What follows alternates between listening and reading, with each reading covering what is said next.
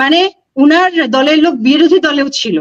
এটা কিন্তু একটা রয়ের স্টাইল। খালেদা জিয়া বা তারেক জিয়া ওনারা জড়িত, বলছে না জিয়া পরিবারের কেউ না, জিয়া পরিবারের কেউ না, কিন্তু আপার বিএনপির আপার এশেলনের ভিতরে কয়েকজন ছিলেন যারা ওনাদের পেরোলে ছিলেন, হাসিনার পেরোলে ছিলেন। রিসেন্টলি আমার একজন অফিসারের সাথে কথা হলো যিনি শেখ হাসিনার খুব কাছে অবস্থান করেছিলেন, উনি এসএসএফ এ ছিলেন, সঙ্গত কারণে তার নাম উল্লেখ করছি না। তিনি আমাকে একটা ইনফরমেশন জানালেন যে ডিএডি তৌহিদ যখন উনি জেলে ছিলেন, সেই সময় উনি যখন এসএসএফ এ ছিলেন, ওনার উপস্থিতিতে, এনাদের তো ডিউটি চেঞ্জ হয়, এনাদের উপস্থিতিতে উনি কিন্তু দেখেছেন যে ডিএডি তৌহিদকে ডান্ডা বেরিয়ে পড়া অবস্থায় জেল থেকে বের করে সেনাবাহিনী মানে আপনার হাসিনার যে ব্যক্তিগত চেম্বার, তার কিন্তু বাইরে একটা রুম আছে যেখানে সবার সাথে উনি বসে কথা বলে, ব্যক্তিগত চেম্বারে কিন্তু সবাই ঢুকতে পারে না, 1 to 1 মানে জাস্ট একা একা কথা বলার জন্য, সেইখানে ডিএডি তৌহিদ কিন্তু তার সাথে মিটিং করেছেন, এটা উনি নিজে দেখেছেন।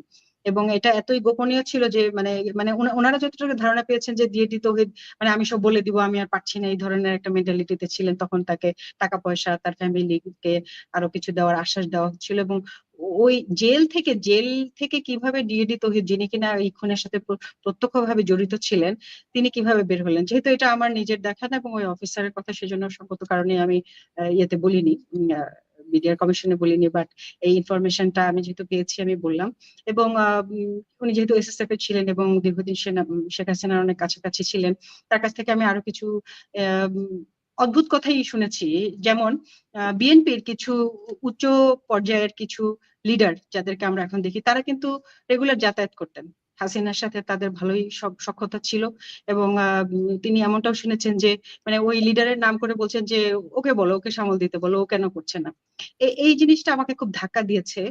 এবং এই মানে আমি ওনাকে প্রশ্ন করলাম যে এটার সাথে কি মানে আমাদের খালেদা জিয়া বা তারেক জিয়া ওনারা জড়িত, বলছে না জিয়া পরিবারের কেউ না, জিয়া পরিবারের কেউ না, কিন্তু আপার বিএনপির আপার এশেলনের ভিতরে কয়েকজন ছিলেন যারা ওনাদের পেরোলে ছিলেন, হাসিনার পেরোলে ছিলেন। বিভিন্ন সময় হাসিনা তাদেরকে বিশ্বের কাছে তো দেখাতে হবে যে উনি একটা গণতান্ত্রিক দল, ওনার অপোজিশন একটা দল আছে। আপনি দেখেন কেউ গুম হয়েছে, আবার কেউ কিন্তু গত 15 বছর তাদের কোনো সমস্যাই হয় নাই, তারা খুব আরাম করে সব জায়গায় মিটিং করেছেন, মিছিল করেছেন। এবং এখন ঠিক এই লোকগুলাই মানে বিএনপির ভিতরে অনেক রকম মানে ঘোলাটে পরিস্থিতি তৈরি করছেন, আমরা যেটা বুঝতে পারছি। মানে যে হিসাবটা আমি কখনোই মিলাতে পারিনি। আপনি জানেন যে আমি নিজে কোনো মানে দলের সাথে যুক্ত নই, আমার দল বাংলাদেশ, আমি বাংলাদেশের হয়ে কথা বলি। যতক্ষণ পর্যন্ত এটা বাংলাদেশের ইন্টারেস্টে, আমাদের ইন্টারেস্টে, আমি সাধারণ মানুষ ভাই, খেটে খাওয়া মানুষ, আমার চিন্তা হচ্ছে আমি দিন শেষে যাতে একটু আরাম করে ঘুমাতে পারি, আমাদের যাতে নিরাপত্তা থাকে, আমাদের সন্তানদের যাতে অবস্থা ভালো হয়, তাদের পক্ষে আমি কে কথা বলবে, আমি বলি কথা। আমার দেশ বাংলাদেশ, এটা বিএনপি খারাপ করলে বিএনপি বলবো, যে খারাপ করবে সে বলবো। তো আমরা যে জিনিসটা কখনোই মিলাতে পারিনি যে এই যে মানে আমাদের প্রেসিডেন্টকে রেখে দেওয়া, আমরা শুনলাম যে এটা বিএনপির ওখান থেকে একটা সিদ্ধান্ত এসেছে। তারপরে আমরা শুনলাম যে বেগম জিয়া এবং তারেক জিয়ার মধ্যেও একটা মানে তাদের মধ্যে একটা দূরত্ব সৃষ্টি করার চেষ্টা, আবার তাদের সাথে জামায়াত এনসিপির দূরত্ব সৃষ্টি করে, এগুলো কে করেছে? তারপর বিএনপির ভিতরে এত বিতর্কিত লোকজন, তারা এরকম চাঁদাবাজি করছেন, কেউ অদ্ভুত সব কথাবার্তা বলছেন, এগুলোকে কে সাপোর্ট দিচ্ছে? তা আমি সে যখন এসএসএফ এর ওই ভদ্রলোক আমাকে বললেন যে আমরা তো ওনাদেরকে 5 জনের নাম বলেছেন, আমাকে, আমি সঙ্গত কারণে বলছি না, যে সিনিয়র এশিয়ানের এদেরকে দেখতাম যে হাসিনার সাথে তারা রেগুলার যে যাতায়াত করতেন, হাসতেন, চা খেতেন, তারপরে খাম নিয়ে বের হয়ে আসতেন। বিভিন্ন সময় হাসিনা বলছেন যে ওকে হ্যান্ডেল করতে বলো। মানে উনার দলের লোক বিরোধী দলেও ছিল। এটা কিন্তু একটা রয়ের স্টাইল। আমরা জানি যে আমি র এবং আইএসআই নিয়ে একটা বই পড়লাম কিছুদিন আগে, যে আইএসআই এর ভেতরে রয়ের লোক ছিল যখন 71-এর যুদ্ধ হয়, যেটার নাম তারা ওই যে এতদিন পরে তারা পাবলিশ করছে। তো এগুলা কিন্তু হাসিনার একটা স্টাইল। আমি অবাক হব না যে অপোজিশন সবগুলো দলে যদি তার কিছু লোক থাকে, আমাদের উচিত এদেরকে আইডেন্টিফাই করা এবং সঠিক পথে করা। এটা আমি মনে করি যে দেশবাসীকে জানা দরকার ছিল, যদি একটু অপ্রাসঙ্গিক হলো। এবং বিডিআর এর এই বিষয়টা যে ডিএডি তৌহিদ ওই সময় জেলে থাকা অবস্থায় কিভাবে ডান্ডা বেরিয়ে পড়া অবস্থায় চেম্বারের মধ্যে গেলেন, এই বিষয়টা আসলে আমি উল্লেখ করতে চেয়েছিলাম। ওভারঅল আরেকটা লাস্ট যেটা দিয়ে শেষ করতে চাচ্ছি, যে এটা অনেকেই বলছেন যে তোমরা শুধু সেনাবাহিনী নিয়ে কেন কথা বলো, সেনাবাহিনীর বাইরে ম্যাজিস্ট্রেট আছে, আমলারা আছে, হ্যাঁ সবাই আছে, সবাই তো গত 15 বছর আরো অনেকেই গুম খুনের সাথে যুক্ত ছিল।